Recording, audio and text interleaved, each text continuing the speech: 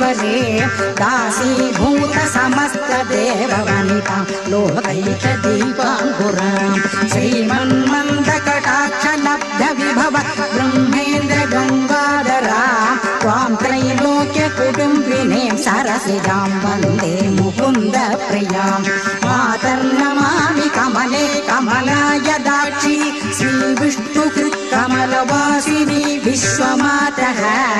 क्षीरोदये कमल कोमल गर्भगौरि लक्ष्मी प्रसीद सततं नमतां शरण्ये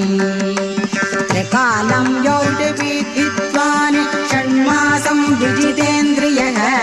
दारिद्र्यध्वंसनं कृत्वा सर्वमाप्नोति यत्नतः देवी नाम सहस्रेषु पुण्यमष्टोत्तरं